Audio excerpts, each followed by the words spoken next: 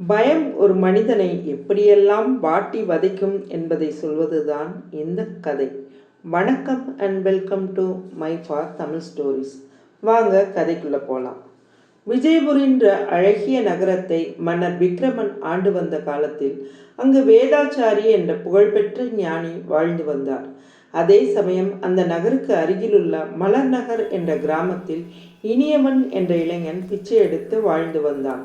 ஒரு நாள் இனியவன் அருகிலுள்ள சந்திரபுரி என்ற ஊரில் பிச்சை எடுத்துவிட்டு காட்டு வழியாக தன் கிராமத்திற்கு திரும்பி வந்து கொண்டிருந்தான். அப்போது திடீரென ஒரு குரல் அவனிடம், இனியவனே, இன்று நீ வீட்டிற்கு செல்லாமல் இருந்தால் இறந்து விடுவாய். ஆனால் வீட்டிற்கு சென்றால் உன் மனைவி இறந்து விடுவாள் என்று எச்சரித்தது. இனியவன் சுற்றிலும் பார்த்தான். யாருமே இல்லை. இந்த குரல் ஏதாவது ஆவியா? அவன் மனம் பயந்தது.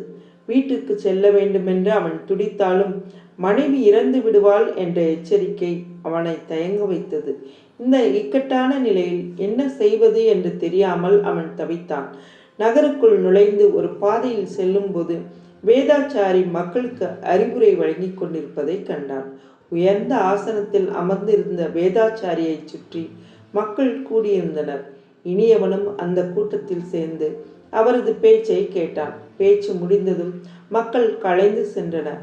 ஆனால் இனியவன் மட்டும் அசையாமல் நின்றான். காட்டில் கேட்ட அந்த எச்சரிக்கை குரல் அவன் மனதை புண்படுத்தி இருந்தது. கணவன் மனைவி இருவரில் ஒருவர் இறந்தாக வேண்டுமா? இருவரும் உயிருடன் இருக்க வழி ஏதேனும் உண்டா என்று அவன் மனம் தவித்தது. வேதாச்சாரி இனியவனை அருகில் வரும்படி அழைத்தார்.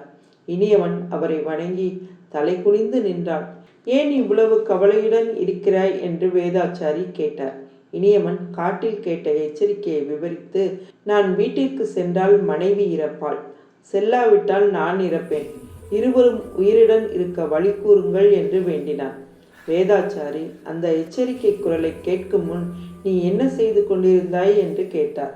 நான் ஒரு மரத்தடியில் அமர்ந்து பையில் இருந்த உணவை எடுத்து சாப்பிட்டேன் என்றான் இனியவன். சரி, உன்னிடம் உணவு இருக்கும் பை உள்ளது, ஆனால் தண்ணீர் குடிக்க பாத்திரம் இல்லையே, எப்படி தண்ணீர் குடித்தாய் என்று வேதாச்சாரி கேட்டார். அருகில் ஒரு ஓடை இருந்தது, அங்கு சென்று தண்ணீர் குடித்துவிட்டு வந்தேன் என்றான் இனியவன். அப்படியானால் நீ உணவு சாப்பிட்டு விட்டு பையை அப்படியே விட்டுவிட்டு ஓடைக்கு சென்றாய் இல்லையா? பையில் உணவு மிச்சமாக இருந்ததா என்று வேதாச்சாரி கேட்டார். ஆமாம், பையில் பாதி உணவு மிச்சமாக இருந்தது. அதை மனைவிக்கு கொடுக்க எண்ணி பையை கட்டி எடுத்து வந்தேன் என்று பையை காட்டினான் இனியவன். நீ ஓடைக்கு செல்லும்போது பையோட வாயை கட்டவில்லையா என்று வேதாச்சாரி கேட்டார்.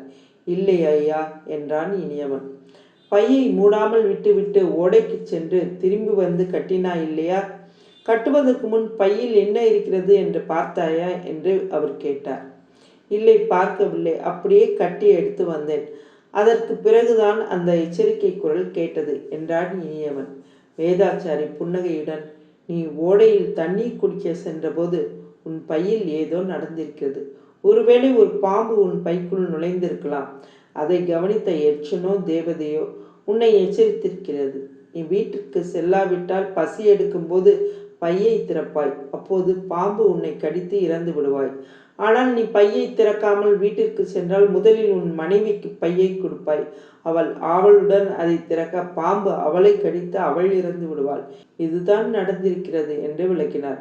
பையை இங்கே வை என்று வேதாச்சாரி கூற இனியவன் திடுக்கிட்டான்.